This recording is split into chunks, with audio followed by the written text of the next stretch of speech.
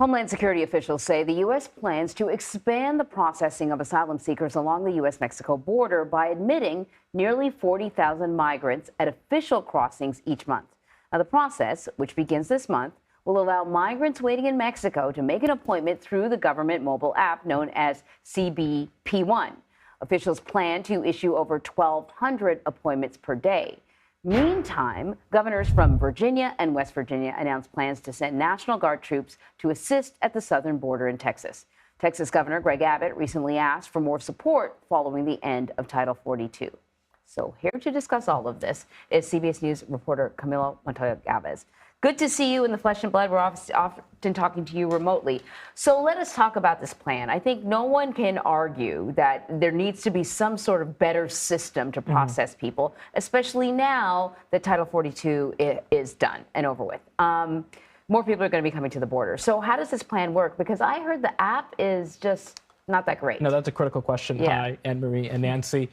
This process allows migrants in northern Mexico and central Mexico to request an appointment via this app, CBP One, to be processed at a port of entry along the U.S.-Mexico border, so U.S. officials there can determine whether they should be allowed inside the country to request asylum. It is an orderly way, and it is designed to discourage migrants from crossing in between the ports of entry, which is illegal. So this is what the administration is arguing will discourage migrants from committing crimes and from creating this chaotic situation along the border, because this is an orderly process, and asylum seekers who show up at a port of entry are not committing a crime. They are exercising their legal right to seek asylum. This process will now benefit nearly 40,000 migrants on a monthly basis. That is unprecedented. That's a lot. During before the pandemic, actually, U.S. officials were only processing about 300 migrants at ports of entry on a daily basis. Now, as you mentioned, they are planning to process more than 1,200 migrants on a daily basis. That is a huge seismic shift. And again, the Biden administration is gambling that this strategy of combining increased enforcement for people who cross in between the ports of entry with expanded legal avenues for migrants to enter with the government's permission will gradually reduce these historically high levels of migration that we have seen over the past 2 years. But there are also critics from all sides about this app. Particularly, you were saying that a lot of the most destitute might not be able to access this app because of cell phone reception or even having a cell phone. Because you need a smartphone, an iPhone or an Android to access this app, and you also need a strong internet connection. And again, which are not always given. Of course. Along the border many of someplace, these somehow I migrants feel like they're are fleeing extreme poverty. They're coming from impoverished areas of Central and South America and are living in squalid camps, oftentimes in Mexico. And so for many of them, this is something that is very hard to access. And there's no other option? They could cross the border illegally, but they face the risk of being deported from the U.S. and now banished for 5 years because of a new Biden administration policy that says you are disqualified from asylum if you do not follow this new process. Okay, so I want to ask you about some other issues. DACA is being revisited again. There's a Texas judge that's holding a hearing.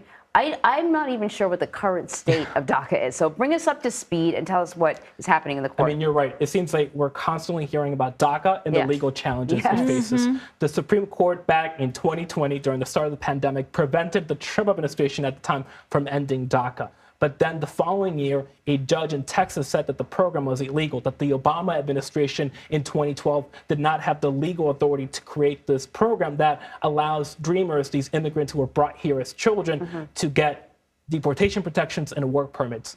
But he left the program intact in place for current recipients. There are nearly 600,000 immigrants currently enrolled in DACA. They have been able to renew those protections, but now Republican-led states, led by Texas, are asking the same judge to close the program entirely over a 2-year period because they believe it is illegal. So that is now what we are trying to determine, whether this judge will again find that DACA is unlawful. I think that is the likely outcome, but the open question is whether he decides to completely shut it down. So, are there any current proposals right now? If it does go away, what will take its place? Because there's, all these people who still need to have their futures decided It by would all be this. very disruptive to suddenly have these people Yes. without legal protection. That is a critical question. This is a rare immigration policy that has robust bipartisan support, not just among the American public, but in Congress. However, it has been cut up in this broader gridlock over